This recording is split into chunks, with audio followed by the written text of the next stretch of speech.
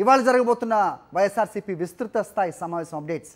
రవీందర్ చెప్పండి. సో అందరూ MLA అభ్యర్థులైనా, MP అభ్యర్థులు కూడా హాజరవబోతున్నారా? చిన్న కన్ఫ్యూజన్ ఉంది, అక్కడ క్లారిటీ ఇవ్వండి.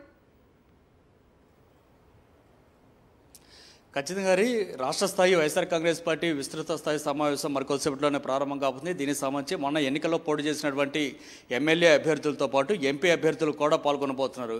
అయితే ఎంపీలకు సంబంధించి ఆల్రెడీ గెలిచిన నలుగురితో ఇటీవల జరిగినటువంటి పార్లమెంటరీ పార్టీ సమావేశంలో వాళ్ళు పాల్గొన్నారు కాబట్టి ఎంపీలు మాత్రం హాజరు కావటం లేదు. కానీ ఎంపీలుగా పోటీ చేసిన అభ్యర్థులు మాత్రం ఖచ్చితంగా 21 మంది కూడా హాజరు కాబోతున్నారు. ఇక ఈ కార్యక్రమానికి సంబంధించి మొత్తం 175 నియోజకవర్గాలకు సంబంధించిన ఎమ్మెల్యే అభ్యర్థులు అందరూ కూడా హాజరు కాబోతున్నారు. 11 మంది ఎమ్మెల్యేలు కూడా దీనికి హాజరు కాబోతున్నారు. మొత్తంగా రేపటి నుంచి అసెంబ్లీ సమావేశాలు జరగబోతున్న నేపథ్యంలో అసెంబ్లీలో ఏ విధంగా వ్యవహరించాలనేటువంటి అంశాలపై మొత్తం 11 మంది ఎమ్మెల్యేలకు వైఎస్ జగన్ పార్టీ అధినేత దిశానిర్దేశం అయితే చేయబోతున్నారు. దాంతోపాటు ఇందులో దాదాపు 4 కొత్త వారు కూడా ఉన్న నేపథ్యంలో ఏ విధంగా వ్యవహరించాలి, ఎందుకంటే అవతల ప్రధానంగా అధికార పక్షం చాలా బలంగా ఉన్న నేపథ్యంలో ఏ విధంగా ముందుకు వెళ్ళాలనేటువంటి అంశాల మీద కూడా చర్చించే అవకాశం ఉంది. ఇక పార్టీకి సంబంధించినటువంటి వ్యవహారాల మీద ఈ అభ్యర్థులతో మాట్లాడే అవకాశం కనిపిస్తుంది. ఎందుకంటే ఇప్పటికీ మొత్తం 175 నియోజకవర్గాల్లో ఎమ్మెల్యేలు కానీ పోటీ చేసినటువంటి అభ్యర్థులు కానీ ప్రస్తుతం ఇన్ఛార్జీలుగా ఉన్నారు. వీరిలో కొంతమంది ఆసక్తి చూపించకపోతే వారిని మార్చి వేరే వారిని అక్కడ ఇన్ఛార్జీలుగా ప్రకటించే అవకాశం ఉంది. ఎందుకంటే గడిచిన కొద్ది రోజులుగా చూస్తుంటే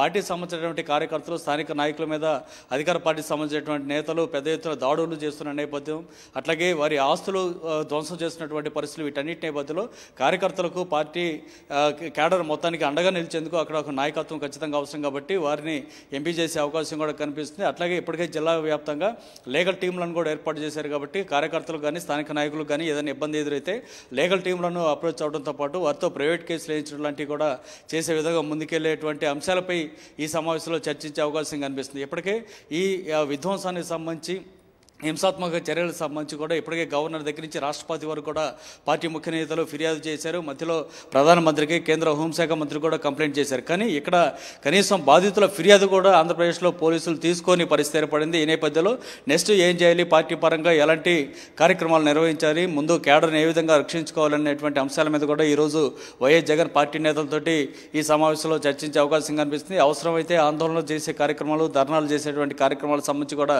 ఏమైనా ప్లాన్ చేస్తారేమో చూడాల్సి ఉంది. ఇక నెక్స్ట్ దీనికి సంబంధించి ఇప్పటికే బాధితులు ఎవరైతే ఉన్నారో వారందరినీ పరామర్శించే కార్యక్రమాన్ని కూడా ఆ పార్టీ ఒక ప్లాన్ చేస్తుంది. పార్టీ అధినేతగా వైఎస్ జగన్ క్షేత్రస్థాయిలో రాబోతున్నారు. మొదట ఈ కార్యక్రమం ద్వారానే ఆయన క్షేత్రస్థాయిలోకి వచ్చే అవకాశం కనిపిస్తున్న నేపథ్యంలో ఏ విధంగా ఏ జిల్లా నుంచి ప్రారంభించాలి అనేది కూడా ఒక ప్లాన్ చేసే అవకాశం కనిపిస్తుంది. అట్లాగే ఇప్పటి వరకు ఉన్నటువంటి టీడీపీ నేతలు, టీడీపీ గోండాల చేతిలో హత్యకు గురైనటువంటి వ్యక్తులు, అట్లాగే తీవ్రంగా గాయపడిన వారు, ఆస్తులను కోల్పోయిన వారు, వీరందరం కూడా ఇప్పటికే ఐడెంటిఫై చేశారు. వారి తాలూకు ఏ నియోజకవర్గాల్లో ఎంతమంది ఉన్నారనేటువంటిది కూడా ఈరోజు ఈ జరగబోతున్నటువంటి కార్యక్రమంలో పూర్తి స్థాయిలో ఒక డీటెయిల్స్ అన్ని తీసుకుని ఒక రూట్ మ్యాప్ను అయితే సిద్ధం చేసే అవకాశం కనిపిస్తాయి. దీనికి సంబంధించి పూర్తి స్థాయిలో కార్యక్రమం మరికొద్దిసేపట్లోనే ప్రారంభం కాబోతున్న నేపథ్యంలో తాడేపల్లిలోని క్యాంప్ కార్యాలయం వద్ద ఒక కోలాహలం నెలకొంది. హరి రైట్. అయితే వీళ్ళందరినీ గుర్తించడం కూడా పూర్తయిందని చెప్తున్నారు. కానీ ఈ గుర్తింపు ఇప్పుడల్లా కంప్లీట్ అయ్యేలా లేదు. ఎందుకంటే రోజుకో సంఘటన మనం చూస్తున్నాం.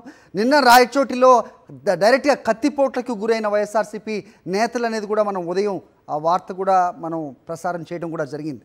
సో ఈ లెక్కన ఎంతమందిని పరామర్శించాల్సి వస్తుంది, అలాగే పోలీసులు ఎలాంటి చర్యలు తీసుకోకపోవటంపై ఎలాంటి కమిటీ ఈరోజు ఏం నిర్ణయిస్తారనేది కూడా వేచి చూడాల్సిన అవసరం.